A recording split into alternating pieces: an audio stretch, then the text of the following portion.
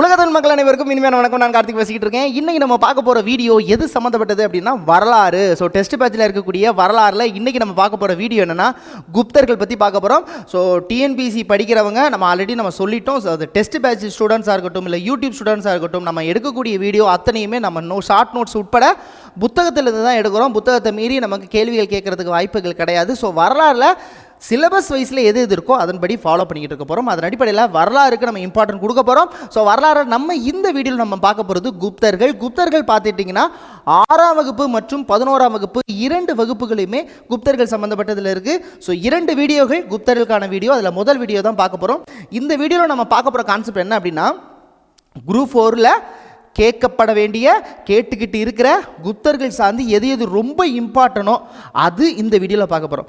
இதுக்கு அடுத்த வீடியோவில் 11ஆம் வகுப்பில் இருக்கக்கூடிய அவங்களுடைய வருவாய் சீர்திருத்தங்கள், அவங்க எப்படி இராணுவத்தை வச்சுருந்தாங்க, அவங்க எப்படி நிலப்பிரபுக்கள் எப்படி கொண்டு வந்தாங்க, அவங்களுடைய சீரமைப்பு எப்படி இருந்துச்சு, அவங்களுடைய நில அமைப்புகள் எப்படி கொண்டு வந்தாங்க, அதெல்லாம் நம்ம அடுத்த வீடியோவில் பார்க்க போகிறோம்.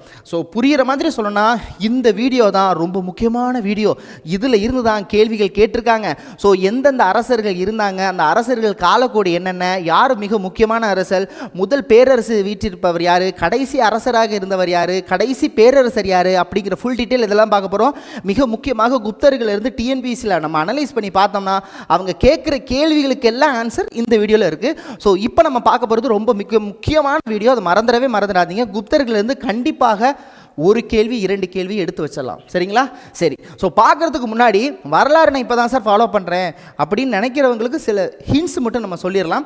வரலாறில் நீங்கள் தெரிஞ்சுக்கப்பட வேண்டிய விஷயம் என்ன அப்படின்னு பார்த்தீங்கன்னா, அந்த அரசர்களுடைய கால வரிசை, யாருக்கு அப்புறம் யார் இருந்தால், அதில் மிக முக்கியமான அரசர் யார், யாருடைய காலகட்டத்தில் என்ன சான்றுகள் வந்திருக்கு, அவங்க காலகட்டத்தில் உருவாக்கப்பட்டிருக்கக்கூடிய கல்வெட்டுகள் என்ன, அது ரொம்ப முக்கியம், செப்பேடுகள் என்னென்ன, அதுக்கான சான்றுகள் நம்மளுக்கு என்ன, தொல்லியல் ஆய்வு என்னென்ன நமக்கு கொடுத்துருக்கு, அவங்க கண்டுபிடிச்சி உருவாக்கின கல்வெட்டை நம்ம ஏதாவது இப்போ பயன்படுத்திக்கிட்டு இருக்கோமா, அசோகர் கல்வெட்டு அதுலேருந்து நம்ம என்ன எடுத்துக்கிட்டோம், அவங்க காலகட்டத்தில் யாராவது சீன பயணி வெளிநாட்டு பயணி யாராவது வந்தாங்களா, அவங்க அரசர்கள் வீட்டில் இருக்கக்கூடிய யாராவது அரசர்கள் மிக முக்கியமான புலவர்கள் அரசவை கவிஞர்கள் யாராவது இருந்தாங்களா, அது யார். ஸோ அது மட்டும் இல்லாமல் அவங்கள மிக பிரபலமான இருந்தவங்க, யாருமே பண்ணாத விஷயத்தை யார் பண்ணா, முதல் நாணயங்களை வெளியிட்டது யாரு, அந்த நாணயங்கள் எந்த வகையான நாணயங்கள், இது மட்டும் தெரிஞ்சால் முடிஞ்சு போச்சு. இதில் இருந்தால் நிறையா கேட்டு போயிருப்பாங்க. இப்போ அலகாபாத் கல்வெட்டு யாருடைய காலகட்டத்தில் கொண்டு வரப்பட்டது, இது ஒரு ஹிஸ்ட்ரியில் இப்படித்தான். இதை தவிர வேறு ஹிஸ்ட்ரியில் கேள்விகள் கேட்குறதுக்கு வாய்ப்பே கிடையாது. அப்போ நீங்கள் என்ன பண்ணணும் அப்படின்னா, யார் ஆண்டா, என்ன பண்ணா, செப்பேடுகள், நாணயங்கள், அவங்க காலகட்டத்தில் கொண்டு வந்த சீர்திருத்தம் ஏதாவது இருக்கா, என்ன அவங்க வித்தியாசமாக இருந்தாங்க. சில பேர் வீணை வாசிக்கிறதுல இசையில் ரொம்ப பிரபலமாக இருப்பாங்க. அப்போ அவங்களுக்கு ஒரு பட்டப்பேர் வச்சுருப்பாங்க, கவிராஜான்னு. ஃபஸ்ட்டு தென்னிந்தியாவை ஃபஸ்ட்டு படையெடுத்தாங்க ஒருத்தங்க யார். இந்த மாதிரி அவங்களுக்குன்னு சில கேப்பபிலிட்டி ஸ்பெஷாலிட்டி இருக்கும். இது படிக்கிற மாதிரி நீங்கள் முதல்ல நினைக்கக்கூடாது. சும்மா தெரிஞ்சுக்கிறோம், இவங்கெல்லாம் ஆண்டாங்க போல், அப்படி மட்டும் தெரிஞ்சுக்கிட்டா போதும். இப்போ நம்ம வீட்டில் ஒரு 5-6 குழந்தைங்க இருந்தால் ஒவ்வொரு குழந்தைக்கும் ஒரு கேப்பபிலிட்டி, ஒரு ஸ்பெஷல் இருக்கும் இல்லையா, அந்த மாதிரி இவங்க குடும்பத்தில் இவங்க என்னென்ன பண்ணாங்கன்னு தெரிஞ்சுக்க போகிறோம். அவ்வளோதான், வேறு ஒன்றுமே கிடையாது. ஈஸியாக ஞாபகம் வச்சுக்கலாம். எது முக்கியங்கிறத நான் ஃபஸ்ட்டு சொல்லிடுறேன். சரிங்களா? எஸ். ஸோ 6ஆம் வகுப்பு மற்றும் 11ஆம் வகுப்பில் இடம்பெற்றிருக்கிற குப்தர்களில் ஃபஸ்ட்டு காலக்கோடு இப்போ நம்ம பார்த்துருவோம். குப்தர்கள் அப்படின்னா புத்தகத்தில் கொடுத்துருக்குது அவங்க எந்த வருஷத்துலேருந்து எந்த வருஷம் அப்படின்னு பார்த்தீங்கன்னா 300லேருந்து 700 வரைக்கும் சொல்லியிருக்காங்க. அதாவது கிபி பொது ஆண்டு 300லேருந்து 700 வரைக்கும் இருக்கக்கூடிய காலம் தான் குப்தர்கள் காலம் சொல்கிறாங்க. குப்தர்கள் காலம் பொற்காலம் அப்படின்னு சொல்கிறாங்க. பொற்காலம் அப்படின்னா ஏழைகளாக ரொம்ப நல்லா இருந்தாங்கன்னா அப்படிலாம் ஒன்றும் இல்லை.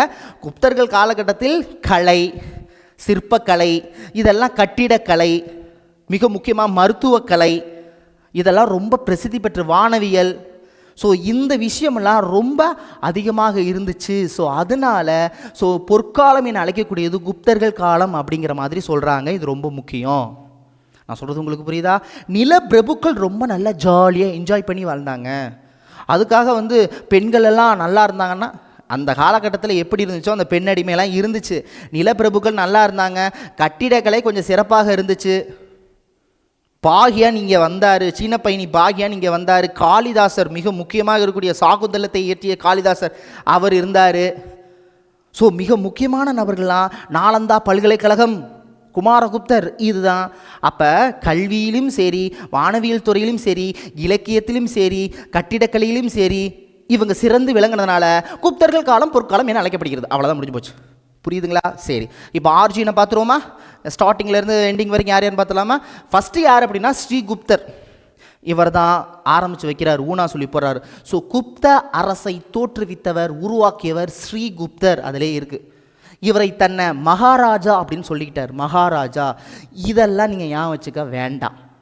நான் என்ன சொல்கிறேன்னா, முதல்ல ஏபிசிடி தெரிஞ்சுக்கங்க, அதுக்கப்புறம் சென்டென்ஸ் பற்றிக்கு போகலாம். குப்தர்கள்னால் நீங்கள் தெரிஞ்சுக்கப்பட வேண்டிய ஏபிசிடியை முதல்ல நான் சொல்லிடுறேன். அதுக்கப்புறம் அதெல்லாம் தெரிஞ்சதுக்கப்புறம் ஒவ்வொருத்தருக்கான ஆண்டுகள் மனப்பாடலாம் இப்போதைக்கு வேண்டாம். சரிங்களா? ஸோ 240 280 சொல்லியிருக்கிறாங்க. ஸோ குப்தர்கள் உங்களுக்கு கொடுத்துருக்காங்க 300 700 குப்தர்கள். முடிஞ்சு போச்சு. இதில் ஸ்ரீகுப்தர் தான் உருவாக்குறாரு. ஸ்ரீகுப்தருடைய பையன் பேர் தான் கடோத்கஜர். கடோத்கஜர்னு சொல்லிக்கிற மாதிரி எந்த ஒரு விஷயமும் பண்ணலை. ஆனால் தோற்றுவித்தவர் அப்படிங்கிற பெருமை ஸ்ரீகுப்தர். இவருடைய பையன் தான் கடோத்கஜர். இவங்க 2 பேருடைய சிறப்பு பேர்னா மகாராஜா. மகாராஜான்னு தன்னை அறிவிச்சுக்கிட்டாங்க. மகாராஜா என்று 2 பேருக்கு சொல்லிக்கிறாங்க. ஒன்று ஸ்ரீகுப்தர், இன்னொன்று கடோத்கஜர். சரிங்களா? சரி, இதுலையே இப்போ வர்றதுலையே 3 பேர் முக்கியமான நபர்கள் இருக்காங்க.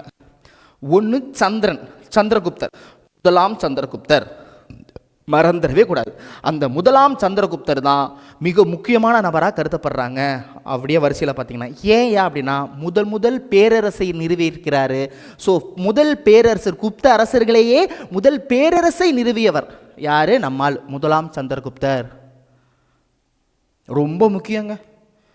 இவர் தன்னைய என்னன்னு சொல்கிறாங்க? இவங்க மகாராஜான்னு தான் சொல்கிறாங்க. இவங்க மகாராஜா அதிராஜான்னு சொல்கிறாரு. கேட்பாங்க, மகாராஜா அதிராஜா என அழைக்கப்படுவர் யார்? முதலாம் சந்திரகுப்தர். வருடம் கொடுத்துருக்காங்க 319 335. இது இப்போதைக்கு மேட்ரு கிடையாது, ஆர்டர் ரொம்ப முக்கியம். அப்போ முதலாம் சந்திரகுப்தருக்கு அதுக்கப்புறம் வந்தது தான் சமுத்திரகுப்தர். ரொம்ப முக்கியமானவர். அலகாபாத் கல்வெட்டு. அலகாபாத் கல்வெட்டு யாருடைய காலகட்டத்தில் உருவாக்கப்பட்டது? சமுத்திரகுப்தர். மறந்துடவே கூடாது சமுத்திரகுப்தர். சமுத்திரகுப்தர் ரொம்ப வீணை வாசிப்பாராம். தனது வீணை வாசிப்பது போலயே ஒரு நாணயம் ஒன்று உருவாக்கி இருக்கிறாரு. அதனால சமுத்திரகுப்தரை கவிராஜான்னு சொல்லிக்கிறாங்க. அப்போ முதலாம் சந்திரனுக்கு அப்புறம் சமுத்திரம், கடல் ஞாபகம் வச்சுக்கோங்க. அதுக்கப்புறம் திரும்ப சந்திரன். இரண்டாம் சந்திரகுப்தர் வருவார். இதுக்கு நடுவில் ஒருத்தர் இருப்பார். அதாவது புரியிற மாதிரி சொல்லணும்னா, ராமகுப்தர் ரொம்ப பிரபலமானவர் கிடையாது. ஆனால் இந்த சந்திரகுப்தருடைய 2 பசங்க, இந்த ராமகுப்தருடைய சகோதரர் தான் 2ஆம் சந்திரகுப்தர். இவர் வாரிசிலப்பு மூலமாக தனது சகோதரர் வாரிசுரிமை அந்த பிரச்சனையில் ராமகுப்தரை தூக்கி போட்டு 2ஆம் சந்திரகுப்தர் வந்துடுவார். நமக்கு தேவையான முக்கியமான நபர்கள் யாருன்னா, முதலாம் சந்திரகுப்தர் முதல் பேரரசை நிறுவினார்.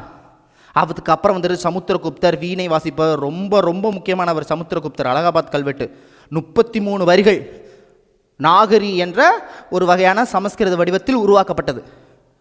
சரிங்களா? யார்? சமுத்திரகுப்தர். மறந்துடவே கூடாது. அதுக்கப்புறம் நம்மளுக்கு ராமகுப்தர் முக்கியம் கிடையாது. 2ஆம் சந்திரகுப்தர் ரொம்ப முக்கியம். 2ஆம் சந்திரகுப்தர் ரொம்ப ரொம்ப முக்கியம். 2ஆம் சந்திரகுப்தருக்கு அப்புறம் முதலாம் குமாரகுப்தர். குமாரகுப்தர்னா 2ஆம் 3ஆம்னா கிடையாது. குமாரகுப்தர்னாலே ஒருத்தர் தான். முதலாம் குமாரகுப்தர் காலத்தில் நம்ம டக்குன்னு சொல்லிடணும். இவரை பற்றி 2ஆம் சந்திரகுப்தரை பற்றி கொஞ்சம் சொல்ல அப்படின்னா, விக்ரமாதித்யன் தன்னை நினச்சிட்டார். விக்ரமன் அப்படின்னு வந்தால் இவர் தான். பட்டப்பெயர்கள் நிறையா வச்சுக்கிட்டார் இவர். பின்னாடி பார்ப்போம். அதுக்கப்புறம் குமாரகுப்தர், நாலந்தா பல்கலைக்கழகம் முடிஞ்சு போச்சு. அது ஒன்றே போதுங்க, குமாரகுப்தர். அப்போ முதலாம் சந்திரகுப்தர் முக்கியமானவரை சொல்கிறேன். முதலாம் சந்திரகுப்தர் ஏன் முக்கியம்? முதல் பேரரசை நிறுவினார் முதலாம் சந்திரகுப்தர். அதுக்கப்புறம் ரொம்ப முக்கியமான குப்தர் சமுத்திரகுப்தர். சமுத்திரம். அப்புறம் 2ஆம் சந்திரகுப்தர், அதுக்கப்புறம் குமாரகுப்தர். இவங்கெல்லாம் ரொம்ப முக்கியம். இந்த வரிசையில் கடைசி பேரரசு மறந்துடக்கூடாது. கடைசி பேரரசுனா ஸ்கந்தகுப்தர். கடைசி பேரரசு, கடைசி அரசர் வேற, கடைசி பேரரசு வேற. முதல் அரசர்னா ஸ்ரீகுப்தரை சொல்லணும். முதல் பேரரசர் அப்படின்னா முதலாம் சந்திரகுப்தரை சொல்லணும். கரெக்டு தானே? பேரரசு வேற, வெறும் அரசு வேற. அதன் அடிப்படையில் கடைசி பேரரசர் ஸ்கந்தகுப்தர். இதுவே கடைசி அரசன் கேட்டால் விஷ்ணுகுப்தர் போட்டுக்கோங்க. விஷ்ணுகுப்தர்னு சொல்லுவாங்க, சில பேர் பாலாத்தியர்னு சொல்லுவாங்க. பட் ஆனால் விஷ்ணுகுப்தர் தான் கடைசி அரசர். விஷ்ணுகுப்தர் கடைசி அரசர். இதை மட்டும் தெரிஞ்சுக்கிட்டா போதும், வேறு எதுவும் தேவையில்லை. இதெல்லாம் தேவையில்ல. பாலாதித்யருங்கிறது அவங்க கடைசி பேரரசர்னு சொல்கிறாங்க. ஆனால் ஸ்கந்தகுப்தர் தான் கடைசி பேரரசர். சரிங்களா? கடைசி அரசர் என்று அழைக்கப்படுவர் விஷ்ணுகுப்தர். இந்த ஆர்டர் புரியுதா? திரும்ப ஒரு தடவை பார்த்தலாமா? ஸ்ரீகுப்தர் ஃபஸ்ட்டு ஆரம்பிக்கிறாரு, அவருடைய பையன் கடோத்கஜர், இவங்க 2 பேருமே மகாராஜான்னு அழைக்கிறாங்க. அதுக்கப்புறம் அதிராஜா என அழைக்கப்பட்டவர் யாருன்னா முதலாம் சந்திரகுப்தர். இவர் தான் முதலாக பேரரசை நிறுவினார். இவருடைய பையன் சமுத்திரகுப்தர் தன்னுடைய கவிராஜன் சொல்கிறாங்க. கவிராஜன் சொல்கிறது காரணம் இசையில் ரொம்ப பிரியம் கொண்டவர். அதுக்கப்புறம் ராமகுப்தர் பெருசாக ஒன்றும் இல்லை. அதுக்கப்புறம் தான் இரண்டாம் சந்திரகுப்தர் ரொம்ப முக்கியம். விக்ரமாதித்தன் மறந்துடாதீங்க. முதலாம் குமாரகுப்தன் நாலந்தா பல்கலைக்கழகம்னா அவர் தான். அதுக்கப்புறம் ஸ்கந்தகுப்தர் தானே கடைசி பேரரசன் பார்த்தேன். கடைசி அரசர் என்ன அழைக்கப்படுவர் விஷ்ணுகுப்தர். முடிஞ்சு போச்சு. இப்போ அடுத்து நம்ம பார்க்க போகிறது முக்கியமான செப்பட்டயங்கள் என்ன, அவங்க உருவாக்கின நாணயங்கள் என்ன, தொல்லியல் ஆய்வுகள் என்ன, அதை பார்த்துட்டு யார் எப்படின்னு வரிசையாக பார்த்துடலாம். சரிங்களா? புரியுதா? இதெல்லாம் ரொம்ப ரொம்ப முக்கியம். இப்போ நான் என்ன பண்ண போகிறேன்னா நேராக போயிட்டு நான் உங்களுக்கு நாணயத்துக்கு போயிடுறேன். ஏன்னா அதுலேருந்து தான் கேள்விகள் கேட்பாங்க. அதுக்கப்புறம் தனித்தனியாக யார் என்னென்ன பண்ணாங்கங்கிறத கடைசியில் பார்த்துக்கலாம். ஃபஸ்ட்டு இலக்கிய சான்றுகள் தெரியுதா? எஸ், இலக்கிய சான்றுகள். ராஜா வீட்டில் இருக்கிறாரு. ராஜா காலத்தில் உருவாக்கின இலக்கிய சான்றுகள் என்ன? ஸோ குப்த அரசர்களை பற்றி நாம் பெறுவதற்கான சான்றுகள், இலக்கிய சான்றுகள் எங்கெங்கே கிடைக்கிது? நம்பர் 1 ஸ்மிருதிகள்னு சொல்லுவாங்க. ஸ்மிருதிகள் என்றால் என்ன? அது ஒரு சமஸ்கிருதத்தில் இருக்கக்கூடிய ஒரு எப்படி சொல்கிறது, ஒரு பாடல் மாதிரி, ஒரு எப்படி சொல்லுவாங்க, அது எப்படிங்க, பாடல்கள்னு சொல்கிறத விட நம்ம சொல்லுவோம் மந்திரங்கள் மாதிரி ஸ்மிருதிகள். ஸோ இதில் எல்லாமே நல்லா கவனிச்சுக்கோங்க, எல்லாமே கடவுள் பேர் வரும். நாரதர் ஸ்மிருதி, அதுக்கு தான் அட்டவணை போட்டு எழுதிக்கேன். நாரதர் ஸ்மிருதி, விஷ்ணு ஸ்மிருதி, பிரகஸ்பதிங்கிறது கடவுள் பேர். அடுத்து காத்தியாயனர். இந்த 4 ஸ்மிருதிகள் இவர்கள் காலகட்டத்தில் இருந்துச்சு. முடிஞ்சு போச்சு. அடுத்து விசாகதத்தர், ரொம்ப முக்கியம். இவர் உருவாக்கின இந்த படைப்பின் மூலமாக குப்தரசர்களை பற்றி நம்ம தெரிஞ்சுக்கிட்டோம். 1 முத்ரா ராட்சசம் சொல்லுவாங்க. இன்னொன்று தேவி சந்திரகுப்தம். சரிங்களா?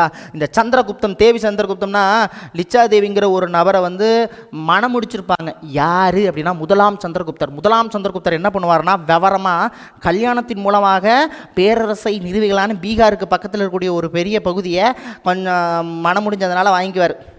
பேரரசு அவர் தானே முதல் பேரரசு. ஸோ அது சம்மந்தப்பட்டது தான் தேவி சந்திரகுப்தம். முடிஞ்சு போச்சு. அடுத்து காளிதாசர், ரொம்ப முக்கியம், கண்டிப்பாக கேட்டுக்கிட்டே இருப்பாங்க. சாகுந்தலம் உங்களுக்கு கண்டிப்பாக தெரிஞ்சிருக்கும். சாகுந்தலம், மேகதூதம், ரிது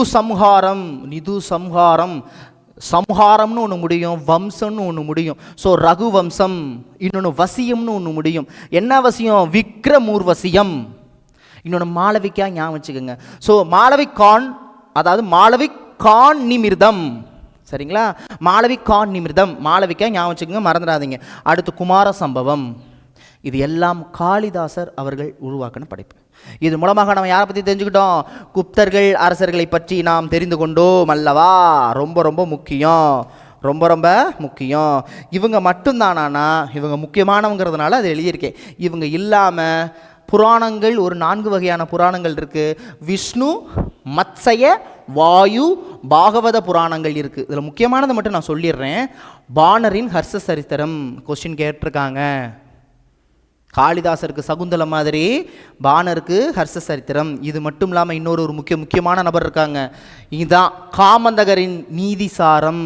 இது காமந்தகரின் நீதிசாரம் தான் ஒரு பேரரசுகளுக்கு, அரசர்களுக்கு சொல்லக்கூடிய ஒரு விஷயம்.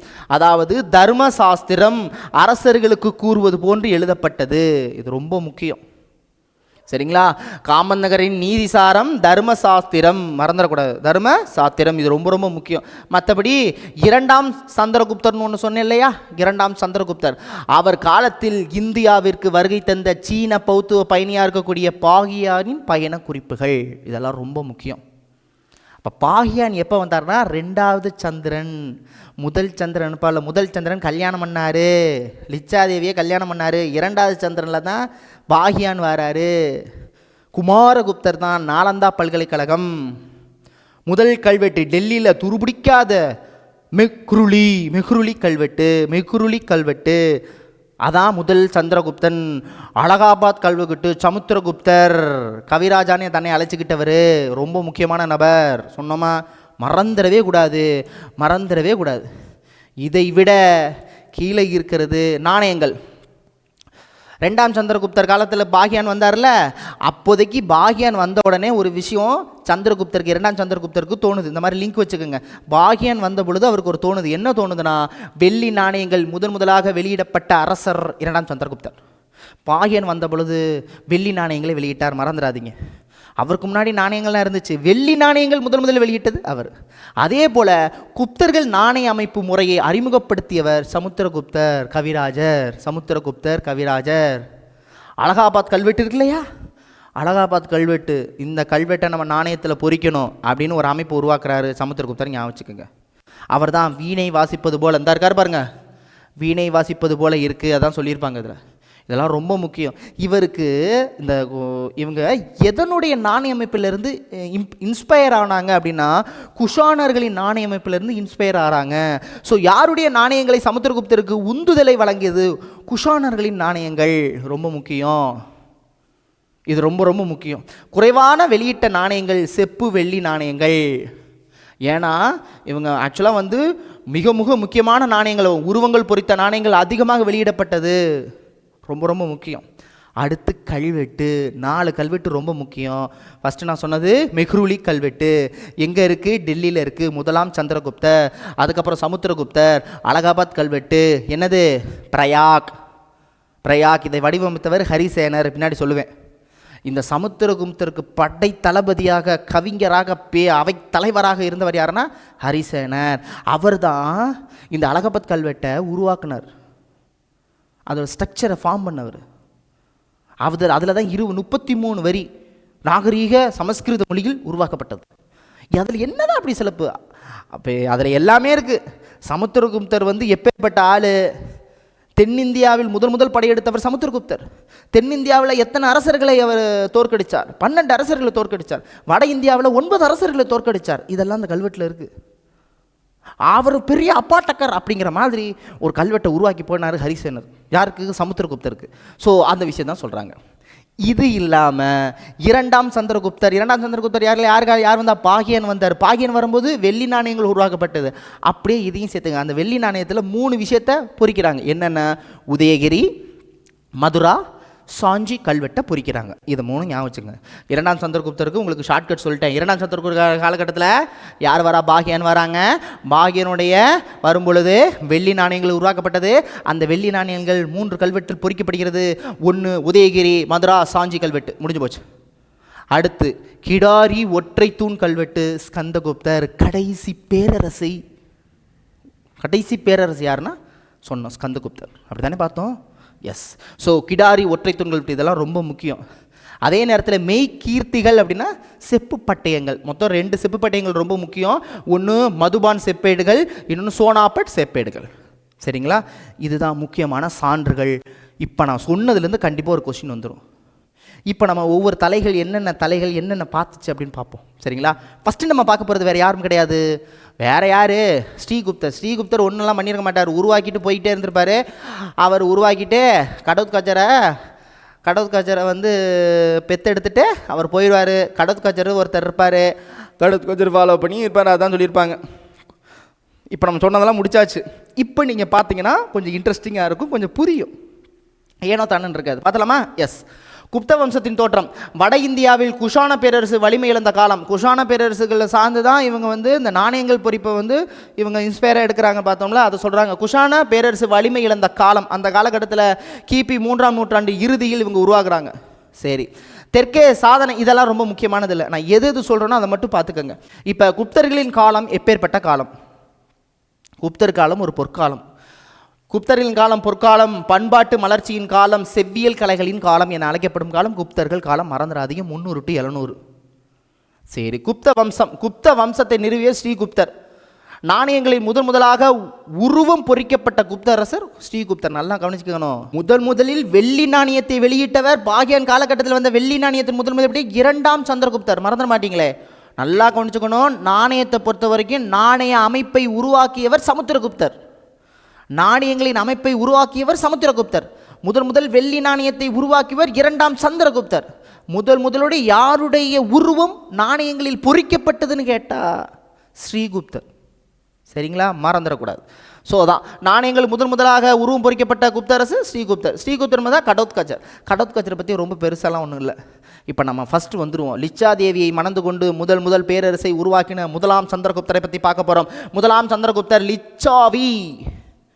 ஸோ லிச்சாவி அரச குடும்பத்தை சேர்ந்த குமாரதேவி. சரிங்களா, குமாரதேவி.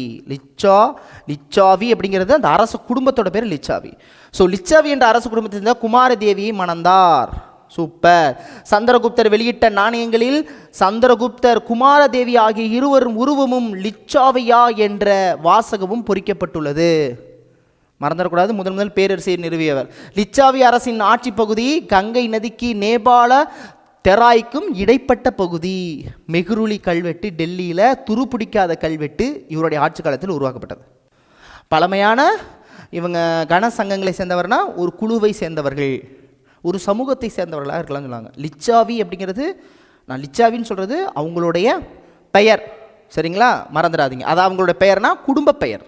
சரி, அதை நம்ம பார்க்க போகிறது சமுத்திரகுப்தர். ரொம்ப முக்கியமான நபருங்க. அலகாபாத் கல்வெட்டு அப்படின்னா இவர் தான். சரி, வாங்க பார்த்துருவோம் டக்குன்னு. ஸோ 1ஆம் சந்திரகுப்தரின் மகர் சமுத்திரகுப்தர். முடிஞ்சு போச்சு. குப்த வம்சத்தின் தலை சிறந்த அரசன் சமுத்திரகுப்தர். சரி, இவருடைய அவைக்கலை புலவராக இருந்தவர் ஹரிசேனர்.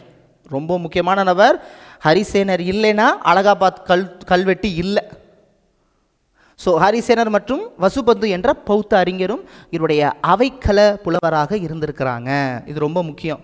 வசுபந்து மறந்துடாதீங்க. ஹரிசேனர் இயற்றியது தான் என்னதுன்னு சொன்னேன், இந்த பிரயாக் அப்படின்னு சொல்லுவாங்க. பிரயாகை மெய்கீர்த்தி அப்படின்னு சொல்லுவாங்க. ஒருவரை புகழ்ந்து பாடுவது. அதான் அந்த பிரயாகை என்ற மெய்கீர்த்தி எங்கு பொறிக்கப்பட்டுள்ளது? அலகாபாத் கல்வெட்டு. இந்த அலகாபாத் கல்வெட்டை பற்றி நம்ம பேசணும் அப்படின்னா சமுத்திரகுப்தர் ஆட்சிக்கான மிக முக்கிய சான்று இதுதான். வடிவமைத்தவர் ஹரிசேனர் தான். 33 வரிகள் நாகரி வடிவில் உள்ளது. இதில் என்னன்னா தட்சிண பாத படையெடுப்புனா தெற்கு புறம்னா சவுத் இந்தியா. முதலில் தென்னிந்தியாவில் படையெடுத்தவர் யாருன்னா சமுத்திரகுப்தர். எத்தனை அரசர்களை? 12 அரசர்களை தோற்கடித்தார். அப்போ வட இந்தியாவில் 9 அரசர்களை தோற்கடித்தார். புரியுதா? இந்த விஷயம்லாம் அதில் சொல்லியிருக்கு. எதில்? இந்த கல்வெட்டில். எங்கேயா கல்வெட்டை காணோம்? இந்த இருக்குது, இந்த கல்வெட்டு புத்தகத்தில் இதாக இருக்குது. சரிங்களா, சரி. இப்போ இதுதான் இப்போ நான் சொன்னது தான் ரிப்பீட்டேஷன் வந்திருக்கும். ஸோ தென்னிந்தியாவின் மீது படையெடுத்த குப்தரசர் சமுத்திரகுப்தர். சமுத்திரகுப்தர் தென்னிந்தியாவின் மீது படையெடுத்த பொழுது எந்த பல்லவ மன்னன் தோற்கடிக்கப்பட்டார்? விஷ்ணு கோபன். காஞ்சி விஷ்ணு கோபன் சொல்லலாம். பல்லவ மன்னனாக இருக்கக்கூடிய காஞ்சி விஷ்ணு கோபன் தோற்கடிக்கப்பட்டார். வட இந்தியாவின் எத்தனை அரசர்களை கைப்பற்றினார்? 9 அரசர்களை. தென்னிந்தியாவை சேர்த்து எத்தனை அரசர்களை தோற்கடித்தார்? 12 அரசர்களை சொல்லிட்டேன். சமுத்திரகுப்தரின் தெய்வ புத்திர சகானுசாகி. அது என்ன பட்டம்? குஷான பட்டம். என்ன பட்டம்? குஷான பட்டம். அதே நேரத்தில் கடவுளுக்கு ஒப்பிட்டாங்க. புருஷா, அனைவருக்கும் மேலானவர், கடவுளுடன் ஒப்பிடுகிறப்படுவர் சமுத்திரகுப்தர் அப்படின்னு சொன்னாங்க. அதே நேரத்தில் இவரை இந்தியாவின் நெப்போலியன் சொன்னாங்க, கவிராஜான்னு சொன்னாங்க.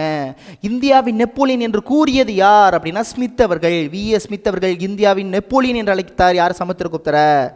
மறந்துடவே கூடாது. அதே போல் நான் ஏற்கனவே சொன்னேன், தான் வீணை வாசிப்பது போன்ற உருவம் பொறிக்கப்பட்ட தங்க நாணயத்தை வெளியிட்டார். வீணை வாசிப்பதில் சிறந்த குப்தர் அதான் சமுத்திரகுப்தர். அதனால தான் கவிராஜர்னு சொன்னாங்க. அடுத்த வலயன் சமுத்திரகுப்தரின் சமகாலத்தவர் இலங்கையை சேர்ந்த பௌத்த மன்னனின் பெயர் என்ன? இவர் கடிதம்லாம் எழுதி அனுப்பியிருக்காரு. ஏன்னா பௌத்த மதத்தை சேர்ந்த, ஆக்சுவலாக இவர் வைணவம், பௌத்த மத அறிஞரையும் இவர் சப்போர்ட் பண்ணார். நான் சொன்னேன்ல வசுபந்து. அதனால் இலங்கையில் இருந்தவங்க இவங்களுக்கு கடிதம் பரிசுகள் எல்லாம் எழுதி அனுப்பினதாக சொல்கிறாங்க. அவங்க என்ன சொல்கிறாங்கன்னா, அவர் வாழ்ந்த காலகட்டத்தில் சமுத்திரகுப்தரின் சமகாலத்தவர் இலங்கையை சேர்ந்த பௌத்த மன்னனின் பெயர் என்ன? ஸ்ரீ மேகவர்மன் அவர்கள் சொல்லியிருக்காங்க. புரியுதா? எஸ், சொல்லியிருப்பாங்க. கீழே பாருங்கள், ஒரு விஷ்ணு பக்தர், வைணவ மதத்தை சேர்ந்தவர். அலகாபாத் கல்வெட்டு என்ன சொல்லுது? சமுத்திரகுப்தர் பற்றிய நாடு முழுவதும் படையெடுப்புகளை பற்றி சொல்லுது. கப்பம் கட்டியது, சமுத்திரகுப்தருக்கு கப்பம் கட்டியது, இதெல்லாம் ரொம்ப முக்கியம் இல்லை. சாகர் அரசு, இலங்கை அரசு, அஸ்ஸாம், வங்கம், நேபாளம், பஞ்சாப்னா கப்பம் கட்டியிருக்காங்க. அதே நேரத்தில் இவர் காலகட்டத்தில் இந்த வைணவர்கள் இருக்கக்கூடிய மிக முக்கியமாக அஸ்வமேதே யாகம்னு ஒன்று சொல்லுவாங்க. இந்த அதாவது அந்த அரசர்களை நாங்கள் ஏற்றுக்கிறோம், மேலாதிக்கத்தை நாங்கள் ஏற்றுக்கிறோம் அப்படின்னு சொல்லி மற்ற நாடுகள் குதிரைகளை பலியிடக்கூடிய ஒரு சடங்கு. அதைத்தான் அஸ்வமேத யாகம்னு சொல்லுவாங்க. அஸ்வமேத யாகம் மீண்டும் நடைமுறைப்படுத்தியது சமுத்திரகுப்தர். சமுத்திரகுப்தரோட கான்செப்ட் இவ்வளோ தாங்க. புரிஞ்சா? முதலாம் சந்திரகுப்தரை சமுத்திரகுப்தரை கம்பேர் பண்ணால் முதலாம் சந்திரகுப்தர் ஒன்றுமே இல்லை, கல்யாணம் பண்ணாருன்னு போட்டிருக்கு. ரிச்சாவி என்ற சமூகத்தை சேர்ந்தவங்கள அப்படிதானே, தேவிங்கிறவங்கள அவங்க மணந்தாங்க, அது மென்ஷன் ஆகிருக்கு. மெஹ்ரூலி கல்வெட்டு இதை ரெண்டை தவிர முதலாம் சந்திரகுப்தருக்கு ரொம்ப பெருசாக ஒன்றும் இல்லை, சமுத்திரகுப்தருக்கு அவ்வளோ இருக்குது. அடுத்து வாங்க, இரண்டாம் சந்திரகுப்தர் என்ன பண்ணுச்சு? இரண்டாம் சந்திரகுப்தர்னா பாகியான் வந்தார், வெள்ளி நாணயங்களை உருவாக்குனாங்க, 3 இடம் வரிசையாக பார்த்தோம், அதானே, அதுதான் பார்ப்போம். இரண்டாம் சந்திரகுப்தர் தனது சகோதரர் ராமகுப்தர் வாரிசுரிமை போர் மூலமாக ஆட்சி கொண்டு வந்தார். இவரோட சகோதரர் ராமகுப்தர் ஒருத்தர் இருந்தார் சொன்னல, அதான். இவர் தான் தலைநகரத்தை ரொம்ப ரொம்ப முக்கியம், பாடாலிபுத்திரம் ரொம்ப முக்கியம், தலைநகரத்துக்கு பாடாலிபுத்திரத்துக்கு மாற்றினார். இரண்டாம் சந்திரகுப்தர் வென்ற வடநாட்டு அரசர்கள் ஹீனர்கள் ரொம்ப முக்கியம். காம்போஜர் ஹிராதர் தெரிஞ்சுக்கங்க போதும், சரிங்களா? இரண்டாம் சந்திரகுப்தர் மகள் பிரபாவதி அப்படிங்கிற ஒரு நபர். யாருடைய மகள்?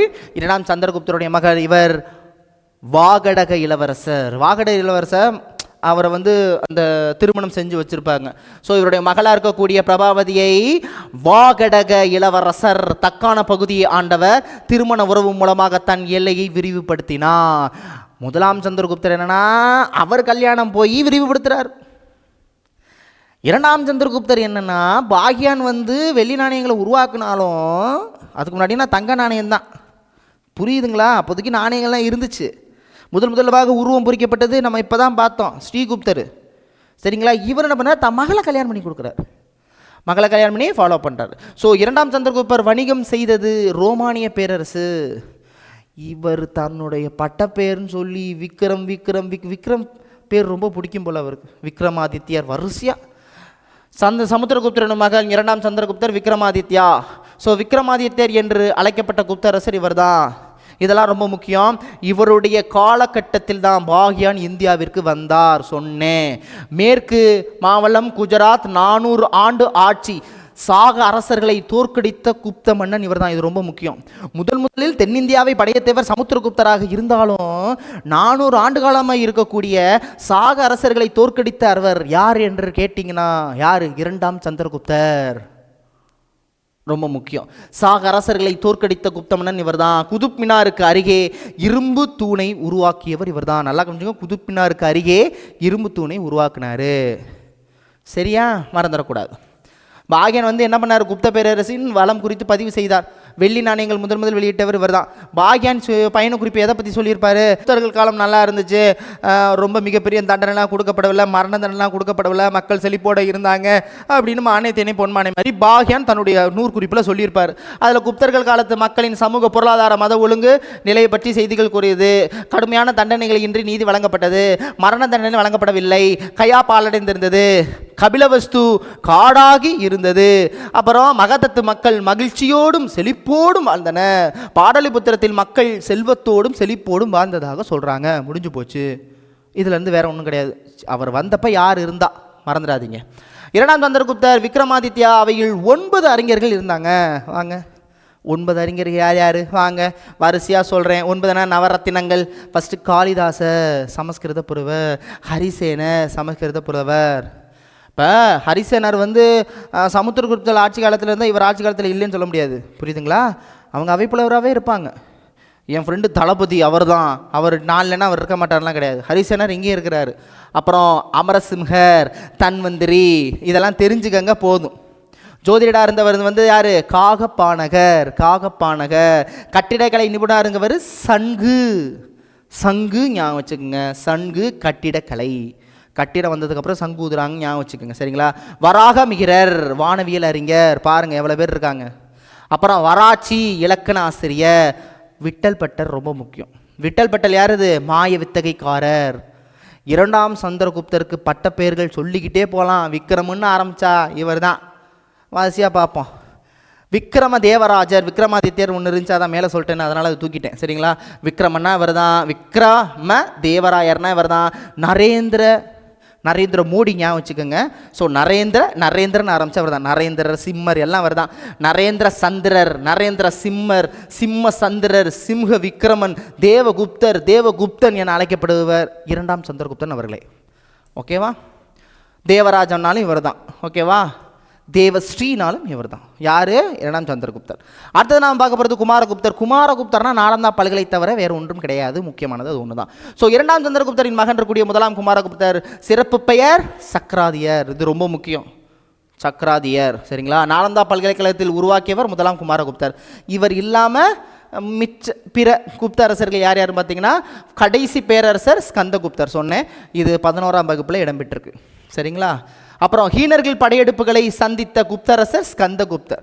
ஹீனர்களின் படையெடுப்பை சந்தித்த அரசர் மறந்துடாது. அது வேற. சரிங்களா? சாக மன்னர்கள் வேற. இது என்னது? ஹீனர்களை படையெடுத்த முதல் அரசர் ஸ்கந்தகுப்தர். ஹீனர்களை தோற்கடித்த குப்த மன்னர் ஸ்கந்தகுப்தர். அதே நேரத்தில் 12 ஆண்டுகளுக்கு பிறகு ஹீனர்கள் மீண்டும் படையெடுத்து ஸ்கந்தகுப்தரை தோற்கடித்தனர் என்பது குறிப்பிடத்தந்தது.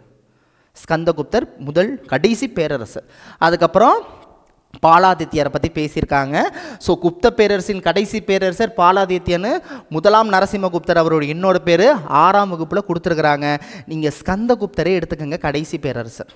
சரிங்களா? சொல்லியாச்சு. பௌத்த மதத்திற்கு மாறிய குப்த மன்னன் யாருன்னா பாலாதித்யர் தான். நல்லா கவனிச்சுக்கோங்க. சமுத்திரகுப்தர்னா பௌத்த மதத்தை அந்த அறிஞர்கள் ஏற்றுக்கிட்டாங்க. ஆனால் அவங்க வைணவமாக தான் இருந்தாங்க. ஆனால் முதலாக பௌத்த மதத்திற்கு மாறியவர் யாருன்னா பாலாதித்யர்னு மென்ஷன் பண்ணியிருக்கிறாங்க. பாலாதித்யர் யாருக்கு கப்பம் கட்டி வந்தார் அப்படின்னா மகிரகுலர் அப்படின்னு சொல்லியிருக்காங்க. மகிரகுலருக்கு இவர் கப்பம் கட்டியிருக்காரு. அதே நேரத்தில் குப்த பேரரசின் அங்கீகரிக்கப்பட்ட கடைசி அரசர் விஷ்ணுகுப்தர். நான் சொன்னேன், விஷ்ணுகுப்தர் தான் கடைசி அரசர். அதாவது அங்கீகரிக்கப்பட்ட. அதுக்கப்புறம் நிறைய பேர் வந்தாங்க, பேர் சொல்கிற மாதிரி இல்லை. சரிங்களா? ஸோ அதான் விஷ்ணுகுப்த சந்திராதித்யா அப்படின்னு சொல்கிறாங்க. விஷ்ணுகுப்தரை மறந்துடாதீங்க. சரிங்களா? அவ்வளோதான், முடிஞ்சு போச்சு. இதெல்லாம் நம்ம பார்த்துட்டோம். இலக்கிய சான்று இதெல்லாம் 1 by 1 பார்த்துட்டோம். ஆக மொத்தம் இப்போ நீங்கள் எதுவுமே ரொம்ப போட்டு ஸ்ட்ரெஸ் எல்லாம் வேண்டாம். நம்மளுக்கு என்ன ஞாபகத்தில் வருதுன்னு மட்டும் பார்த்துக்குங்க.